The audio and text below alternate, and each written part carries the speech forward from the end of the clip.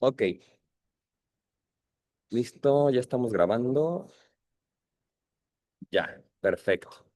Entonces, buenas tardes, compañeros, compañeras. Ya saben, esta es su clase con Rafa, probabilidad y estadística.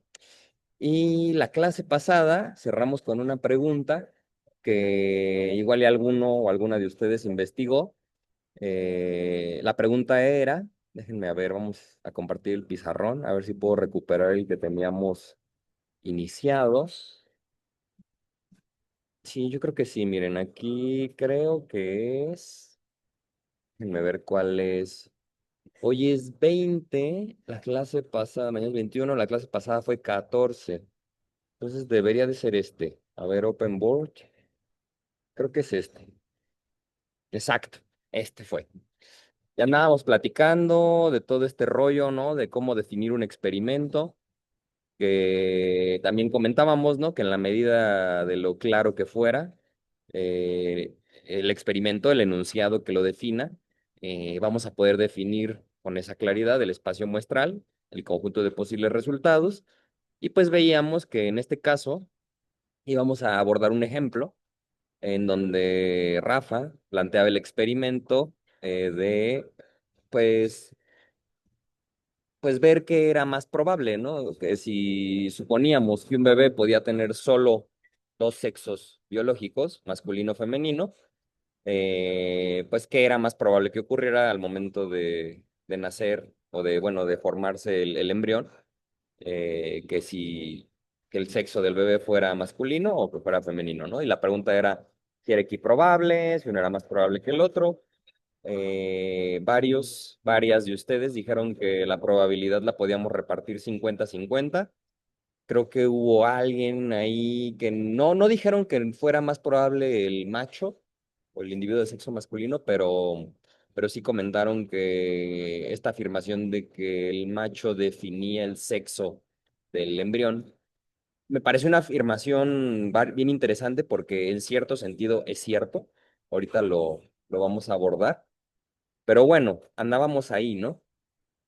Y pues bueno, una vez planteado este experimento, ¿no? Yo quiero calcular o medir qué es más probable, pues ahora la siguiente cuestión sería cómo Rafa o cómo cualquiera de ustedes puede, y recuerden que pueden pintar en el pizarrón, ¿no? A mí no me molesta. Adelante.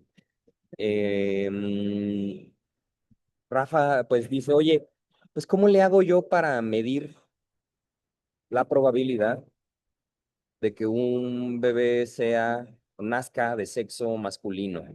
Y antes de yo decirles mi primer propuesta, quisiera abrir la pregunta a ustedes, a los y las aquí presentes, ¿cómo se les ocurre que podrían diseñar un experimento para contestar la pregunta de qué es más probable? ¿Se les ocurre algo?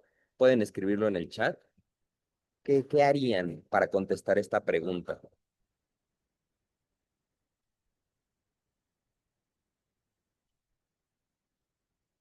Y recuerden que esto que estamos viendo ahorita es porque Rafa se niega rotundamente a usar el ejemplo de la moneda. O sea, es muy buen ejemplo, pero bueno, ya, suficiente con el de la moneda. Pasan más cosas binarias en este mundo como para que todo sea moneda. Muy bien, Maite, gracias. A ver, Leo. Maite nos dice, pues un muestreo de gente y ver de qué sexo nacen sus hijos y ya contar cuál es más frecuente. Juan Mario, revisar los registros del INEGI o cualquier centro de estadísticas. Daniel Beristain, ir a uno o varios hospitales, bueno, ir a un hospital o varios y ver qué nacen más en un determinado tiempo, en un día, en una semana, etcétera. Está súper padre. Los tres, las tres, eh, si se dan cuenta, en esencia, creo que están planteando un experimento similar, pero en los detalles es un experimento bastante, vamos, particular, el que cada uno propone. Maite, por ejemplo, sugiere un muestreo de gente. Me imagino que este muestreo podríamos ponerle, digo, ya saben, esto es solo refinando la propuesta, sería un muestreo aleatorio, ¿no? Un muestreo aleatorio Maite, ¿qué lograríamos si el muestreo es aleatorio con, con esa muestra, ¿no? O sea, porque, ok, yo tomo la muestra, imagínense que tomo la muestra de gente, pero ahí les va. El ejemplo que quiero dar es, voy a China hace 20 años, bueno, hace más, hace 30, se instaura la política del hijo único y muestreo. ¿Ustedes creen que esa muestra sea representativa de la especie humana?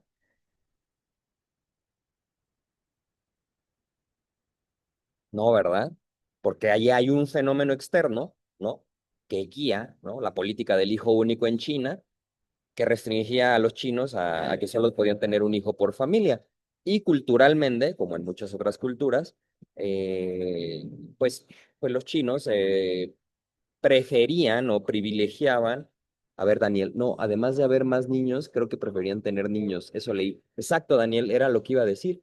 Culturalmente, los chinos, ¿no? La cultura china, que estoy abusando de decir la cultura china porque seguro es un país súper diverso, pero bueno, parece ser que preferían al varón como primogénito, que en este caso el primogénito pues era el único hijo que se podía tener por ley, y pues eso propició pues muchas decisiones y actos que más allá de indagar en la calidad ética de dichos actos, pues terminaron en consecuencia que durante esos años se inflara la proporción de recién nacidos de sexo masculino, ¿no?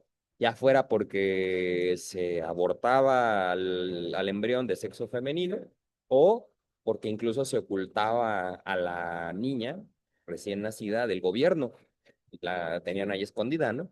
Entonces, pues una muestra, ¿no? Tiene que tener ciertas cualidades, ¿no? Para que podamos generar una conclusión a partir de ella. Y digo, hay formas, hay maneras de cuidar que esta muestra sea representativa, pero bueno, tomar una muestra a veces se dice más fácil de lo que en la práctica suele ser. Pregúntenle a los biólogos, a las y los biólogos, ¿no? Pero bueno, es cierto, Maite, esa es una. Luego Juan Mario se va a las fuentes históricas, ¿por qué no? Los censos del INEGI, que pues justo, ¿no? La diferencia entre una muestra y un censo, ¿alguien sabe cuál es la diferencia entre un censo y una muestra? Bueno, más que diferencia, como que cuando uno dice muestra, se refiere a una parte de la población. Cuando uno dice censo, se refiere a la muestra más grande que uno puede tener, que es toda la población. Entonces, bueno, aunque yo estoy seguro de que en los censos del INEGI se nos escapa uno que otro despistado, despistada que andaba ese día afuera o que se fue de viaje o que no quiso abrir, pues el censo del INEGI es lo más cercano que tenemos en México a tener a la población, ¿no? Y digo, sí quiero nada más mencionar este detalle, ¿no? De que la población la podríamos pensar como una muestra, pero es la muestra máxima, ¿no? Al final de cuentas. Esa es otra buena manera de lograrlo. Y la otra es, Daniel, ir a los hospitales, ¿no? ¿Por qué? Pues porque ahí estamos atacando el fenómeno concreto, que es pues sí, ¿no? Ver de qué sexo nacen los bebés en el momento en el que nacen. Hay quien pudiera discutir, no, pero es que son bebés de hospital y pues eso no representa a los que no nacen en un hospital. Pero pues uno puede ahí argumentar biológica y, bueno, con teoría, quizás, ¿no? Pues bueno, supongo que se puede, ¿no? Argumentar que sí sería representativo evaluar eso para extrapolarlo a todos aquellos bebés que nacen fuera de un hospital. Pero bueno, todos estos protocolos que ustedes proponen involucran un diseño experimental, ¿no? Contratar gente o ustedes mismas ir y tomar los datos, ¿no? O meterse al INEGI y descargarlos. Pero imagínense que no, y está muy bien, ¿eh? Sí contestaríamos parcialmente la pregunta con cualquiera de esos experimentos. Sin embargo, yo les quiero mostrar hoy otra manera en la que podemos contestar la pregunta sin recurrir al paradigma frecuentista y replicativo, sin recurrir a este paradigma de ir y preguntarle a varias personas. Que finalmente lo del INEGI, pues es lo mismo, solo que ustedes ya no van y preguntan, ¿no? Pero bueno, alguien fue y preguntó. Entonces, miren, érase una vez la vida. Con Haas ya vieron cuándo fue el origen de la vida, ¿no? Hace cuánto fue el origen de la vida, según Haas, al menos?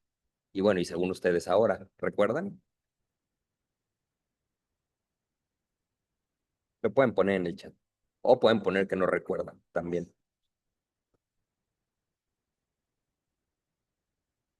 Si no recuerdan hace cuánto fue el origen de la vida, o bueno, cuál es el registro fósil más antiguo que tenemos de evidencia de un ser vivo, mi pregunta iría un poco más a, ¿saben cuál es la edad de la Tierra? Más o menos. Y digo, yo respeto las creencias de aquí de cada quien, pero si me dicen que 6.000 años de acuerdo a la Biblia, eso, Juan Mario. Y digo, respeto las creencias. 4.500 millones de años. Ok. Muy bien, muy bien. Ambos acertado, totalmente acertado. Aproximadamente esa es la edad. Hace mucho. Muy bien, Víctor Manuel. Una afirmación correcta que no peca por incorrecta. Lo diría un matemático. Muy bien, sí. Hace 4.500 millones de años, más o menos unos cientos de miles de años, ¿no? Eso lo datamos con, si no recuerdo el nombre de este meteorito que se dató, pero, pero bueno, con eso fuimos capaces de datar con, usamos uranio 233 creo, que termina decayendo hasta plomo. Ay, se me olvidó el radical del isótopo, pero bueno, eso usamos para datar con decaimiento radioactivo. Está bien padre. Yo en mi tesis de biología hice dataciones con radiocarbono, con carbono 14 que es radioactivo, y me intrigó mucho ver eso, ¿no? Cómo establecíamos las edades de las cosas. Pero bueno, entonces hace 4.500 millones de años había una masa ahí medio incandescente, ya con forma elipsoidal, ¿no? Un elipsoide, o un geoide que llamamos Tierra, ¿no? Luego, en algún momento, entre los primeros 4.500 y los 4.000 millones de años, se tiene la teoría de que un planetoide chocó con la Tierra y pues le desprendió un pedazo, y ese pedazo dio origen a lo que conocemos como luna.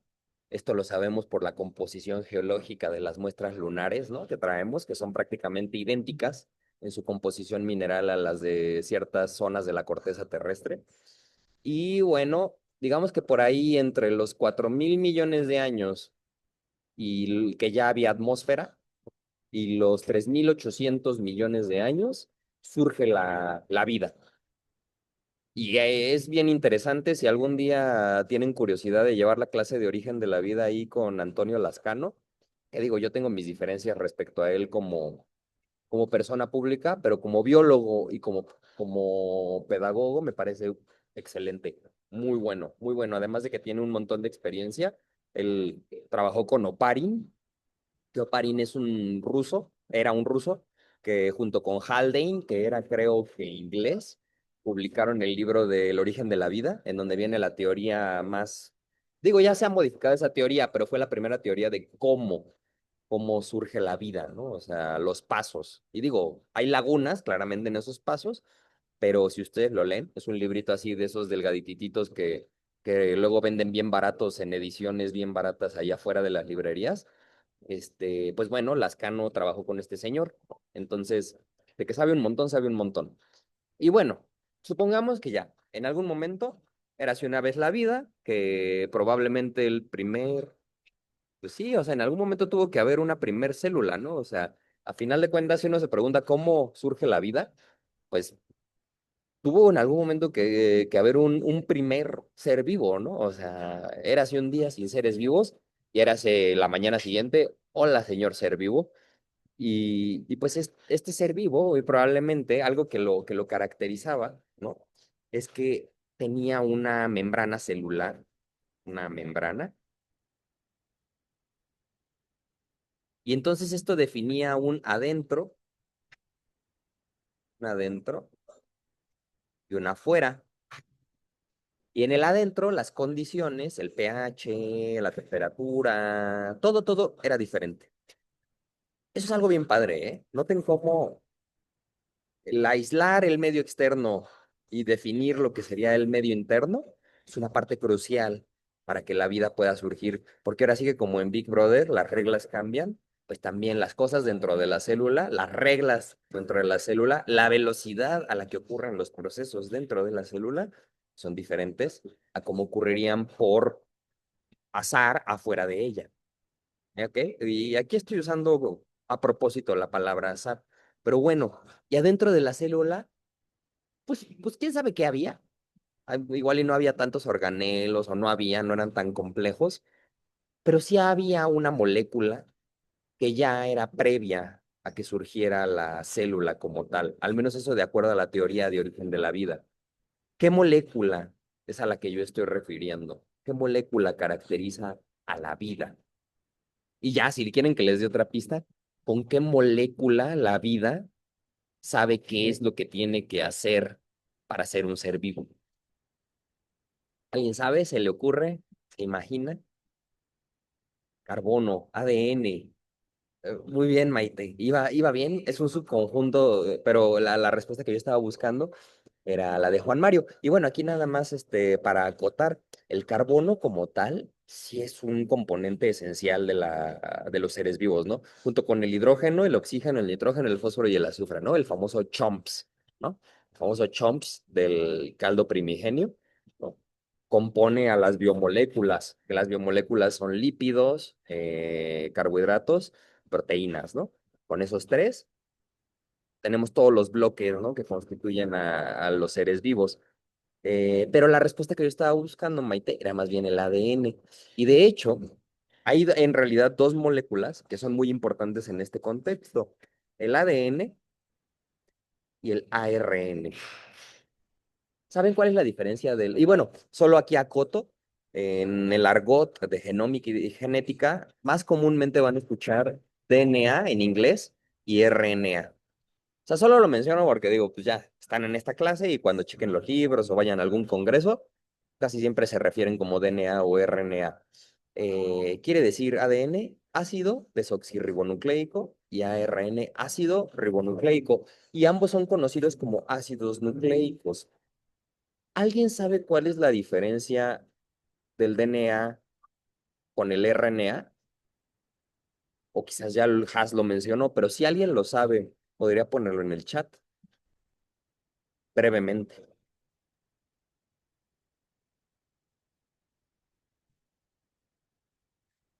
Justo, creo que al revés, Juan Mario. ARN para procesar ADN genes. Ok, ADN son dos cadenas, trae la genética y ARN es una sola. Miren, todas son excelentes respuestas porque todas tienen algo de correcto. O sea, y lo que me gusta ver es que justo, o sea, a final de cuentas, pues, aunque no sean biólogos, biólogas, han pasado por algún lugar en donde les han hablado de esto y tienen ese bagaje. Vamos a aclararlo un poquito. Digo, y vamos a tener una clase donde desentrañemos bien la estructura del DNA y todo eso, ¿no? Pero ahorita lo que yo quisiera que vieran es que justo como menciona, bueno, combinando las respuestas, el ADN se caracteriza por estar estructurado como una escalera de esas de caracol de azotea, de las que nos encantan acá en México, que a mí siempre me han dado algo de miedito, como que cuando subes por esas a la azotea dices, ay Dios, esto no se vaya a caer, pero el diseño es bastante estable, de hecho. O sea, no por nada la diseñan así, y no por nada el DNA tiene ese arreglo también, ¿eh? El arreglo, sobre todo lo que le provee al DNA es estabilidad, ¿ok? Y como bien mencionan, Víctor Manuel fue el que lo dijo explícitamente, el RNA es de cadena sencilla, ¿ok? Entonces, eh, aquí pasan cosas bien interesantes, que es que hay una cuestión que van a ver con Haas probablemente mañana, que es el famoso dogma central de la biología molecular. Y esto lo van a revisar muy bien con Haas, ¿eh? Yo solo ahorita lo voy a usar para mi ejemplo del niño y la niña.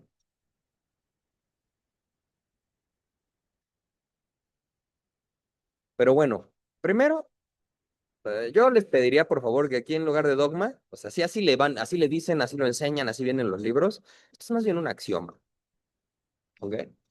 porque está medio raro que en ciencia tengamos dogmas, ¿eh? O sea, a final de cuentas, un dogma es algo incuestionable y un axioma es un acuerdo, ¿ok? Entonces, yo creo que esto más bien es un acuerdo en donde la gente dijo, ah, mira, ¿qué crees?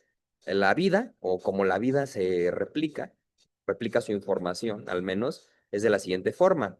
Va del RNA, va del DNA al RNA y el RNA a proteína, ¿ok? Esa es la idea de cómo funciona la replicación de información de todos los seres vivos que conocemos. ¿Cómo pasa el DNA a RNA? Pues hay una enzima, que es una proteína llamada DNA polimerasa.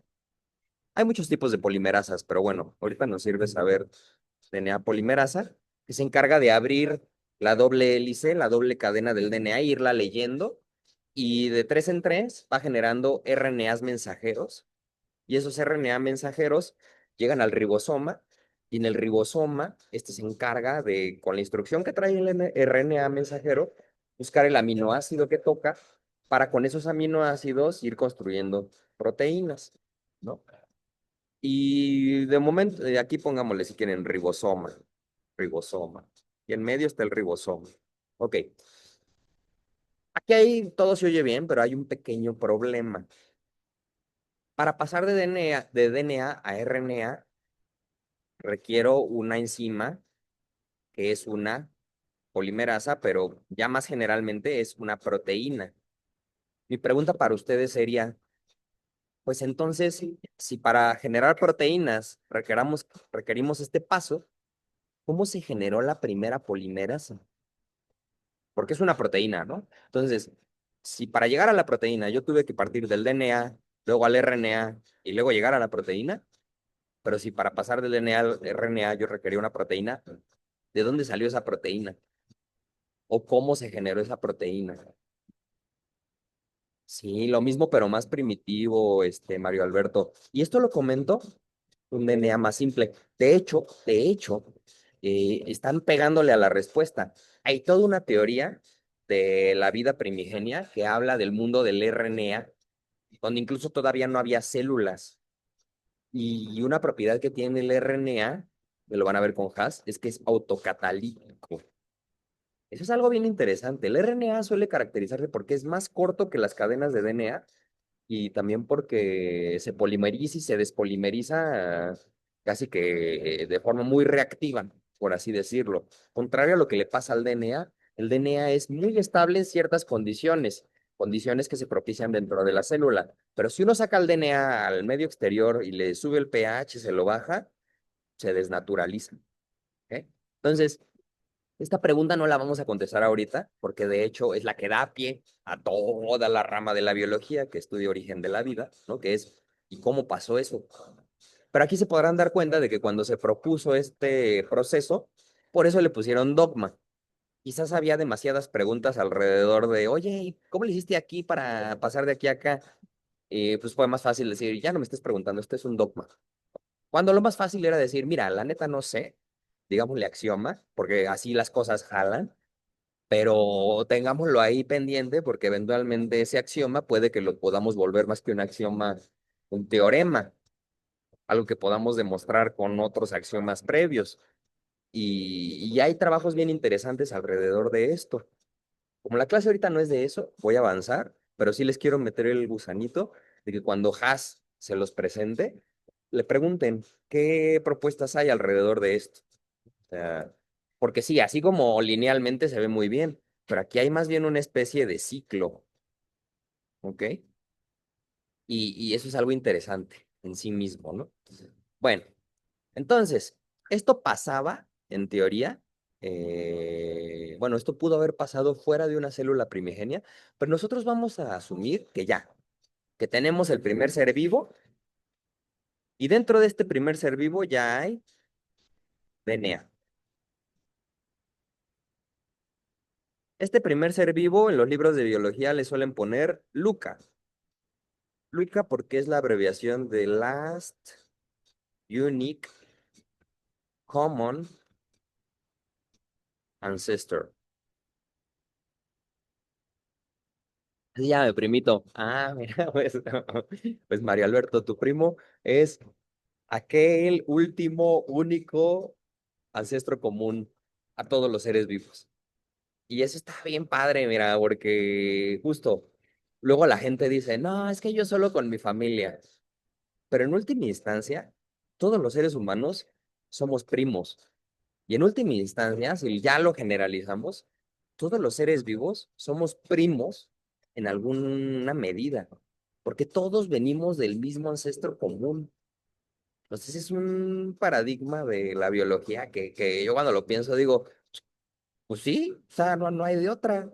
Érase una vez esta primer célula, que pues era una bacteria, o sea, no puede ser otra cosa, una bacteria, que bueno, estaban las arqueas que vienen después, pero pues son de alguna forma como que bacterias, y ya después todo lo demás, ¿no? Las células con núcleo, los organismos multicelulares y hongos, plantas, animales, bla, bla, bla, protistas, todo lo demás, ¿no? Pero todos venimos del mismo mecanismo replicativo, de ese dogma que acabamos de decir. Y pues este Luca, la gran cualidad que tuvo fue que era capaz de llevar a cabo un proceso llamado mitosis. Bueno, la mitosis, yo sé que ya la vieron en la prepa, pues básicamente se caracteriza por lo siguiente. Vamos a hablar de la mitosis, así pensando en un organismo diploide, ¿ok?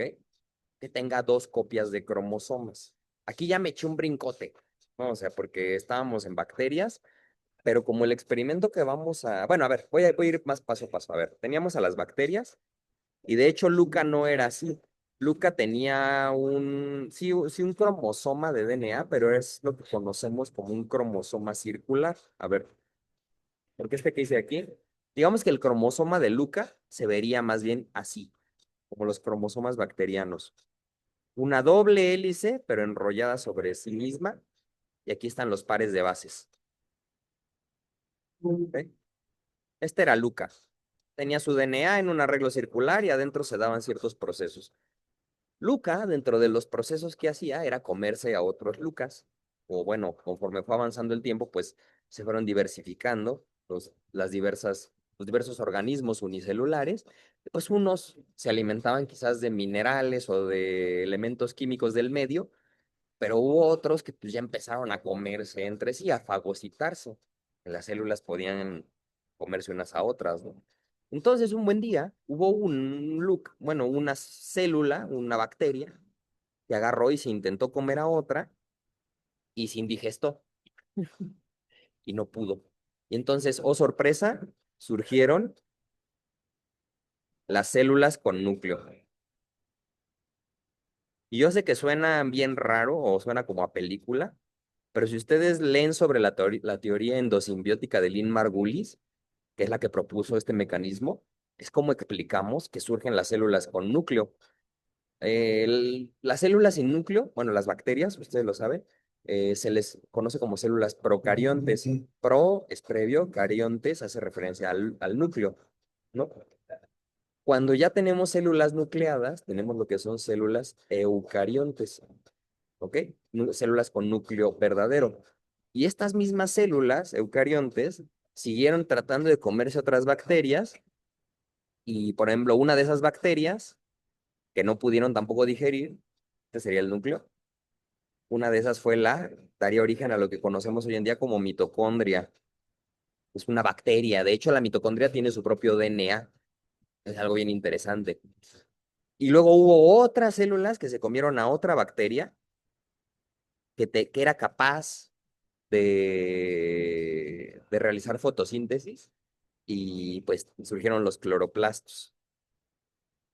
Y esto que ustedes ven aquí, compañeros, compañeras, sería un diagramita muy simplificado de lo que sería una célula de un alga unicelular, un alga que tendría mitocondrias, cloroplastos y su núcleo. Todo derivado de la indigestión, de no poder digerir una bacteria a otra, ¿no? Chequen la teoría endosimbiótica de Lynn Margulis y si no, también véanlo con Haas, porque es muy interesante. Ella ha venido a dar pláticas, de hecho no sé si todavía sigue viva, yo creo que sí, pero ha ido a dar pláticas allá a ciencias. Si algún día anda por ahí, hagan fila temprano para que puedan verla ahí en el auditorio. Y también les cuento el chisme, ella fue esposa de Carl Sagan, el autor de esta serie de Cosmos. Entonces imagínense acá la super pareja, ¿no? El superastrónomo divulgador y la bióloga evolutiva acá más famosa de la década de los 2000, ¿no? Pero bueno, más allá de eso, así digamos que explicamos cómo podríamos tener ya una célula que tendría material genético dentro de un núcleo, ¿ok? Y bueno, ya nada más para cerrar esta pregunta que les hice de cuál era la evidencia más antigua que teníamos de vida en el pasado. La evidencia más antigua que tenemos son unas estructuras conocidas como estromatolitos, que son como piedras. Ahí está una piedra, ¿no? En aguas someras, poco profundas, que se forman por calcificaciones o mineralizaciones promovidas por cierto tipo de bacterias. Las bacterias que más promueven este tipo de estructuras y son a las que se asocia esta primera evidencia de vida que tenemos, son conocidas como cianobacterias, cianobacterias o algas azules, bacterias, algas verde azules también les dicen, algas verde azules. Y ustedes dirán, oye Rafa, pero ¿es una bacteria o es un alga?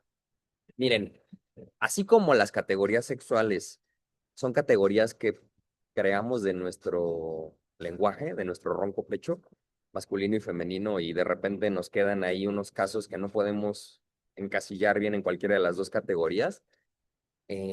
Pasa lo mismo con este tipo de bacterias. Son bacterias porque no tienen núcleo, pero son bacterias fotosintéticas, entonces por eso hay quien las clasifica como algas, ¿ok? Pero no tienen núcleo, entonces como que uno dice, ay, no, entonces son bacterias, pero hacen fotosíntesis, ay, no, entonces sí son algas. Nah, la vida no tiene por qué respetar nuestra mentecita cerrada y limitante del lenguaje, depende de la especie. Exactamente, o sea, al final recordemos eso, el lenguaje es un modelo y yo he visto biólogos matarse casi casi porque uno tiene un concepto de especie y otro, y ponen a discutir y nunca llegan a ningún acuerdo y no nos damos cuenta de que pues, el lenguaje es un modelo y como modelo es imperfecto y por ende no tiene por qué barrer totalmente o cuadrar totalmente con la realidad. La realidad es dinámica, más dinámica que el lenguaje. Entonces, que tengamos estos detalles de que a veces tenemos organismos que medio caen en dos categorías, que no nos sorprende, ¿ok? Así va a estarnos ocurriendo bastante. Se los cuento porque, bueno, a final de cuentas es parte de la materia.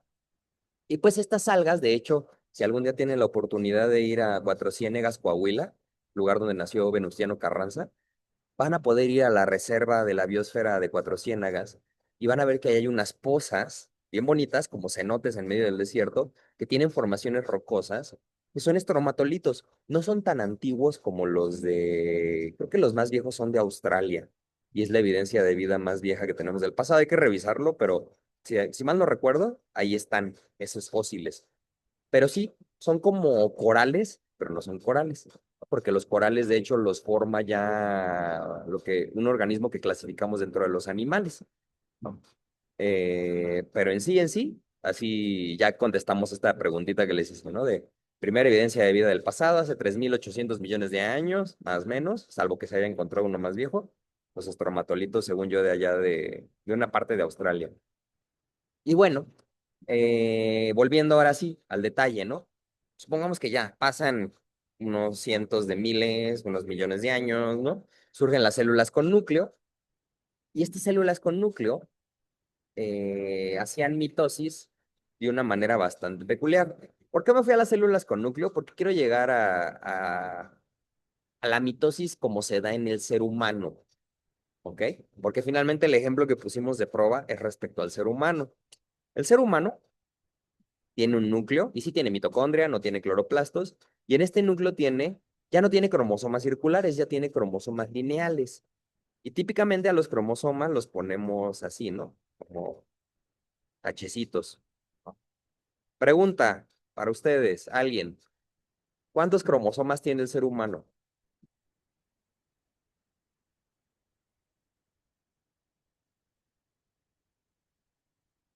Recordemos que los cromosomas son el DNA, cómo lo empaquetan los seres vivos y ahí traen la información genética.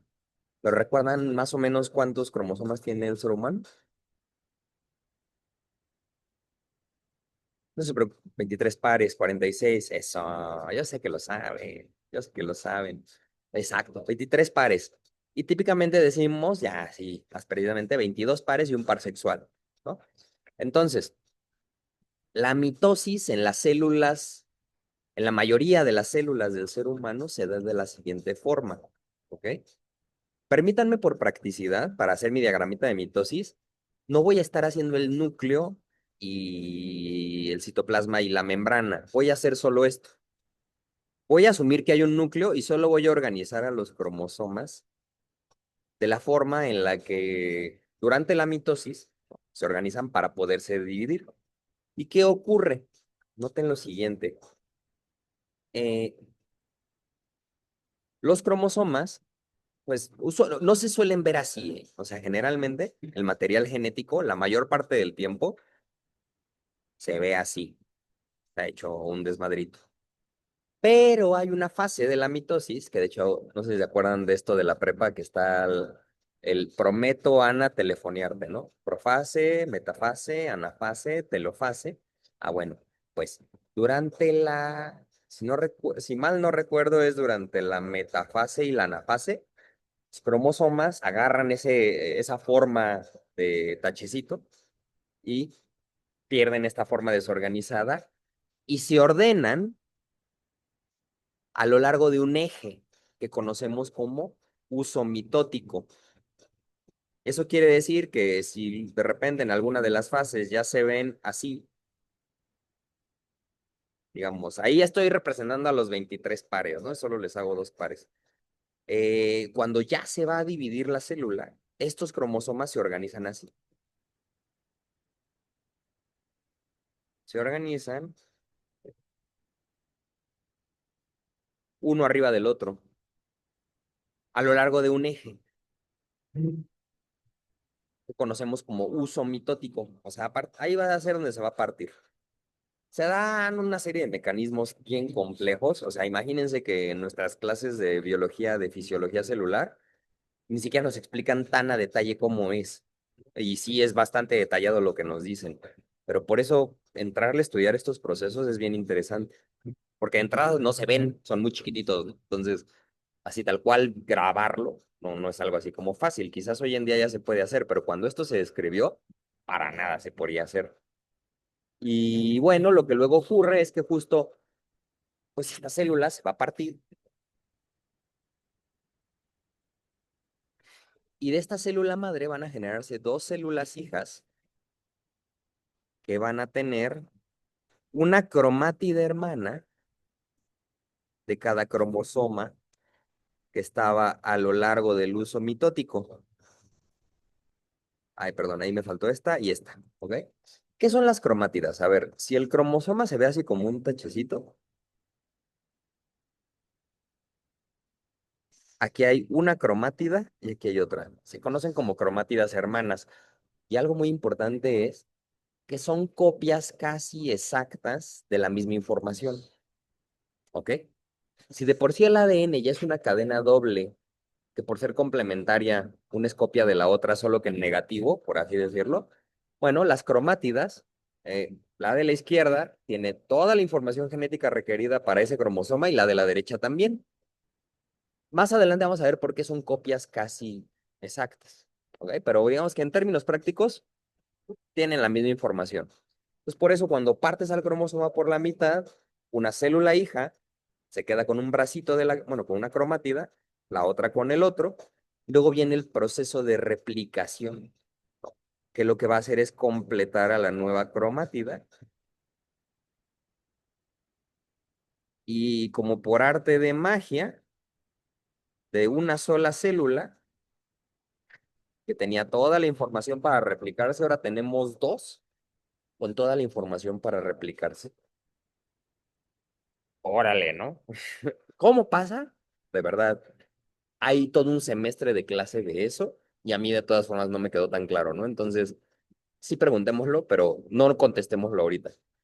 Pero bueno, el detalle aquí es que, órale, pues a mí algo que me intriga es pensar, si hacemos bien en llamarle a esta célula célula madre y a esas células hijas, porque mi afirmación aquí es la siguiente, en realidad lo que ocurrió fue que como que la madre no se perdió, solamente se duplicó. ¿Sí me explicó? O sea, como que no desapareció, ya no existe, o sea, no existe íntegra. Ahora existen dos versiones y además como ya se replicó su información, está como que tiene una clona, pero no es que una sea la original y la otra una clona, ambas son clonas de la que ya no está. Entonces es algo bien interesante porque le replantea a uno este onda como de morir, si lo piensan, barco de deseo, barco de deseo de células, sí, eso. Güey. Muy bien, muy bien, excelente comentario. Es algo muy curioso porque pareciera que en realidad esta célula no muere. Si ustedes lo piensan, más que morir, solamente se deshizo, se desentregó, perdió su integridad, pero para generar una copia de sí misma.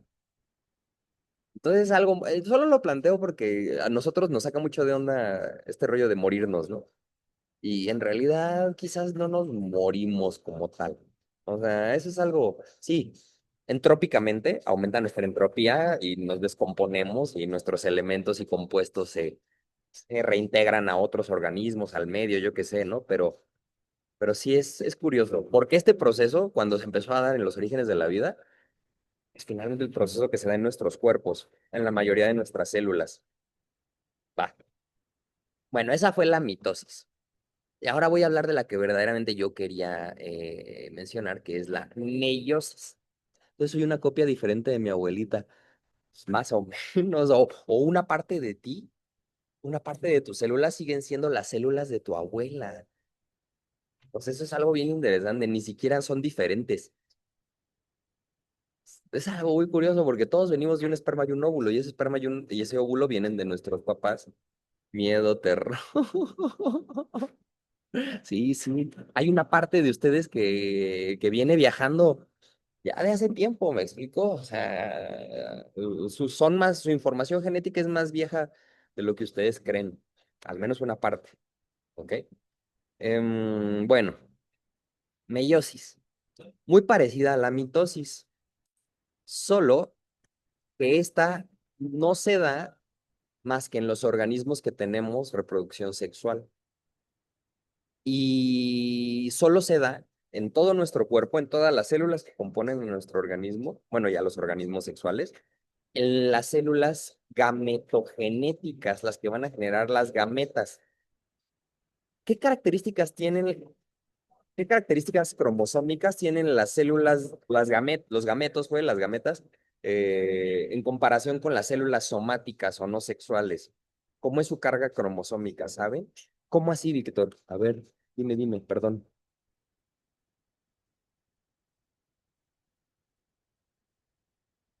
Ah, ok, Maite, muy bien, muy bien. Nada más la pregunta de Víctor, porque me preguntó cómo así, lo de la abuelita o lo de la información genética más viejita.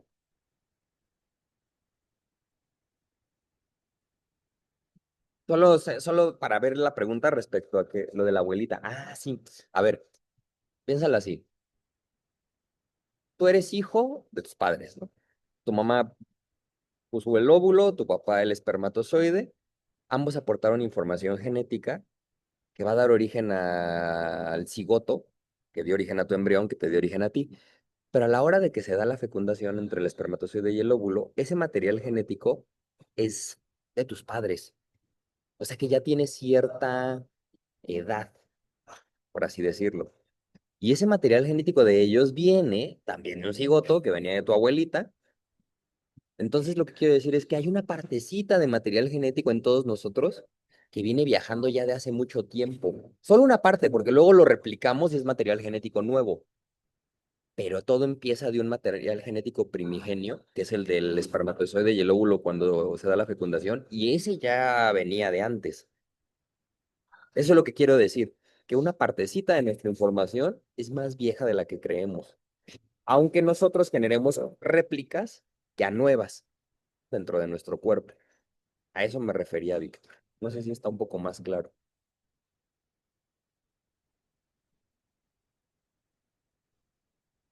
Trippy Trap.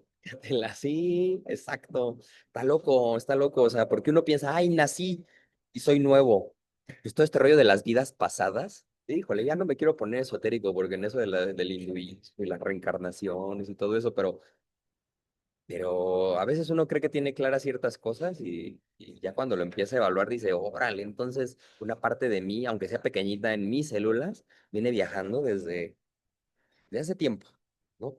Bueno, porque nadie surge de la nada, ¿no? O sea, todos venimos de una célula previa o de dos células previas, ¿no? Entonces, y esas células previas vienen de alguien que las produjo, que viene de dos células previas, y esa persona viene, y así nos vamos, entonces venimos arrastrando algo ahí del pasado. Estaría chido haberle dejado un marcador, ¿no? O sea, para saber qué tan vieja es o cuál es nuestra célula del cuerpo que tiene material más viejo. Pero bueno, a lo que iba con esto es que la meiosis, las gametas, ¿no? Son células con núcleo, con su material genético, y van a hacer lo que se conoce como una primera mitosis. Y noten la diferencia. A la hora de hacerse esa primera mitosis, los cromosomas sí se alinean a lo largo del uso mitótico, pero por pares. Pues esa es la gran diferencia con la mitosis somática o las células no sexuales, que en la mitosis somática todos los cromosomas se alinean en la misma línea, uno arriba del otro. Pero a la hora de la meiosis, la primera mitosis, los cromosomas se organizan por parejas, por su par, su par cromosómico. Entonces, en la primera mitosis se generan dos células hijas que se ven así,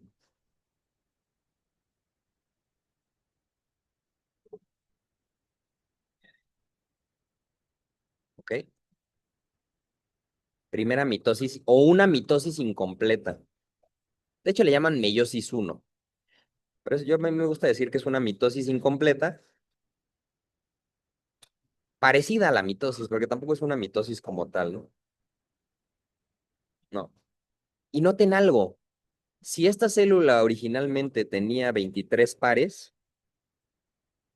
cada una de estas células hijas tiene 23 cromosomas, pero ya no están por pares, ¿ok? Y luego se da la mitosis, la segunda mitosis incompleta o meiosis 2, que esta sí ya es normalita. Los cromosomas están sobre el eje, se da la meiosis 2 y ahora sí generamos células hijas, todas con solo una cromátida,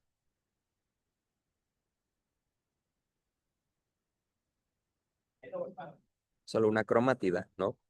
De los cromosomas que les dieron origen. Luego ya se da la replicación y ahora sí tenemos de una célula originaria, tenemos cuatro células haploides con solo 23 cromosomas, con la mitad de la carga cromosómica.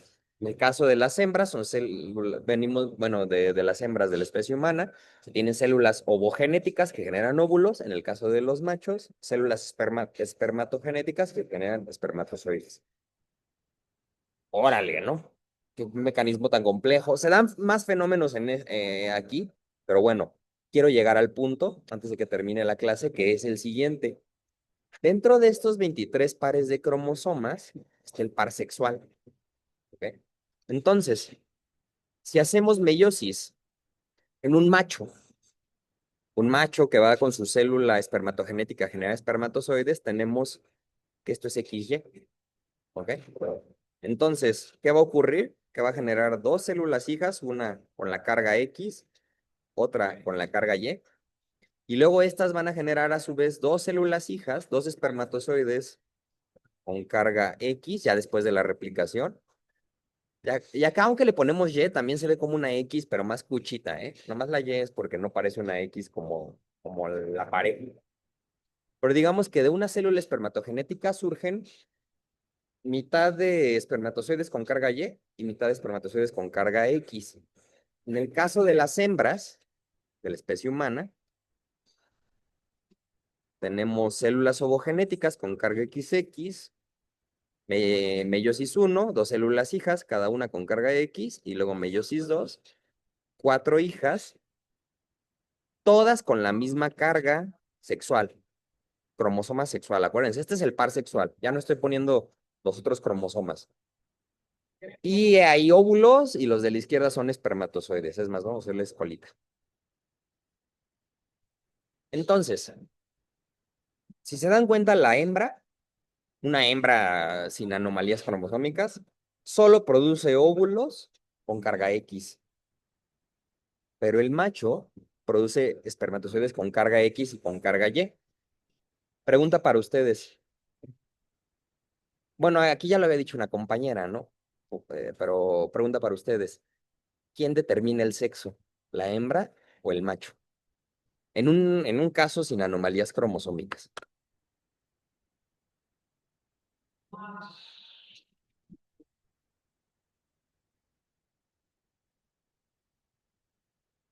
Porque esto le pasa a todas las células el macho. Así es, Daniel. La hembra solo puede aportar X.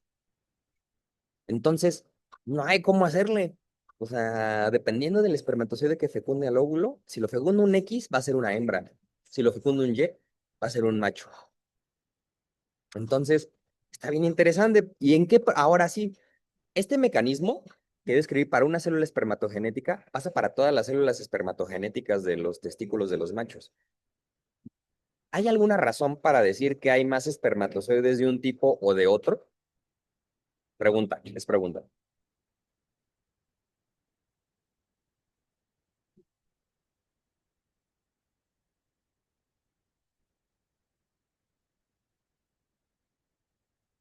Pues al menos de acuerdo a este procedimiento, en teoría no, si no se tiene una anomalía. Pues no, ¿verdad? O sea, entonces noten cómo fisiológicamente, biológicamente, los organismos sexuales, al menos, bueno, no entremos a otros organismos porque no en todo se da esto de que el XX es la hembra y el macho es XY. En el caso de la especie humana, no debería de haber razones, porque si el macho solo aporta un cromosoma X y el otro y la hembra solo puede aportar o un X o un X, las posibilidades son 50-50. De hecho, esto que tengo aquí, si quieren verlo, sería mi omega, mi espacio muestral. Y entonces, con pura teoría de la meiosis, con pura teoría fisiológica de cómo es la meiosis, yo podría decirles a ustedes, miren, yo no sé cuál es la proporción de machos y hembras en el mundo, pero debería de tender, al menos mecanismos más, mecanismos menos, al 50-50, igual que la moneda. Entonces, el sexo de un bebé suele ser un volado, al menos con esta justificación fisiológica. Bueno, vamos rápidamente y ya vamos, denme 3 minutitos solo para compartirles una información. Déjenme comparto mi pantalla. Vamos a ver cómo es la proporción de sexos en el mundo al nacer, ¿ok? Entonces, en lo que voy compartiendo, cuéntenme si tienen alguna duda de este proceso de la meiosis. Lo vi muy rápido, probablemente con Has lo revisan mejor, pero creo que a grandes rasgos se entendió la diferencia de meiosis y mitosis. Déjenme, dejo de compartir el pizarrón. Ok, vamos para acá. Fíjense, vamos a la Wikipedia, por favor. Rapidísimo, ¿eh? Ya voy a acabar. Wikipedia, sex ratios, creo que es algo así. Creo que es esta. Si es este, es que hay una tablita que me gusta. No, aquí no es. Déjenme ver. Mm, Quizás es aquí.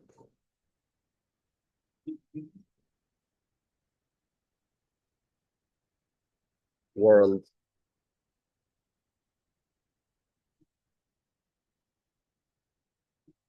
Mm, vamos a ver aquí. Ahí no lo encuentro, déjenme ver. Distribución. Distribution of sex, humans, world, Wikipedia. Human sex ratio, creo que es este.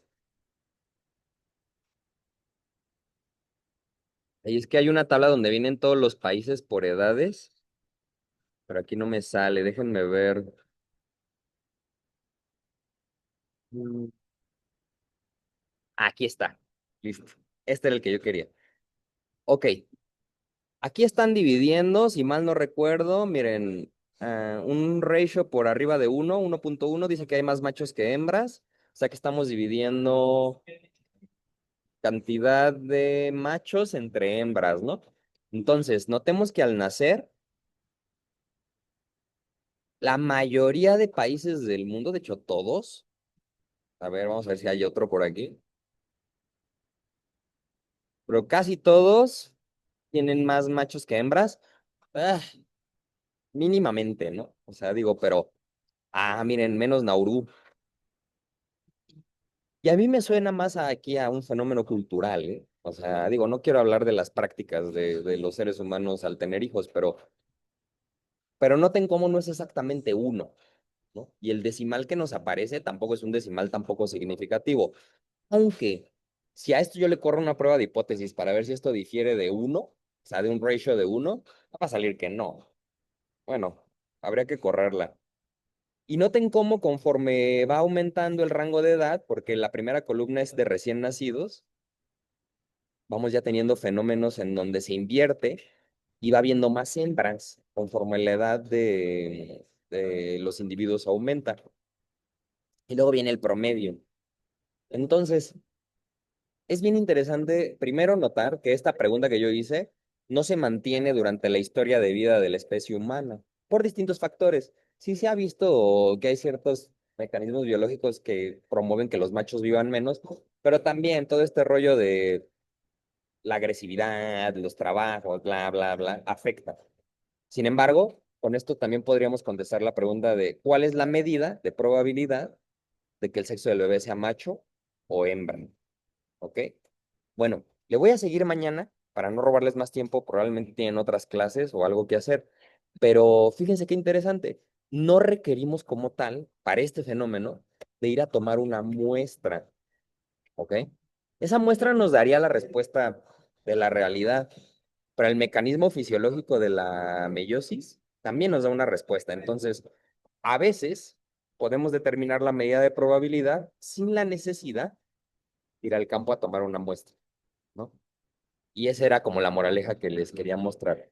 Mañana les sigo aquí, ¿va? Pero antes de que me desconecte, dudas, preguntas, comentarios, quejas, sugerencias, lo que ustedes quieran. Aquí tengo abierto el chat por si quieren manifestarse.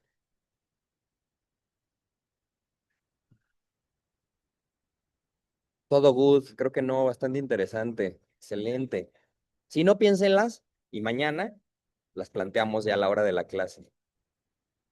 Entonces, para no robarles más tiempo, no, todo bien. La mejor explicación de mitosis y meiosis que he tenido. Ajá. Corazón, corazón para ustedes. Gracias. Pues miren, qué bueno, ya, no hablemos tanto de eso. ¿Verdad de Dios que sí? Qué bueno, me da gusto, me da gusto. No, pues mañana seguimos platicando de esto entonces. Vayan en paz, voy a dejar de grabar y que tengan linda tarde. Bye bye. Cuídense,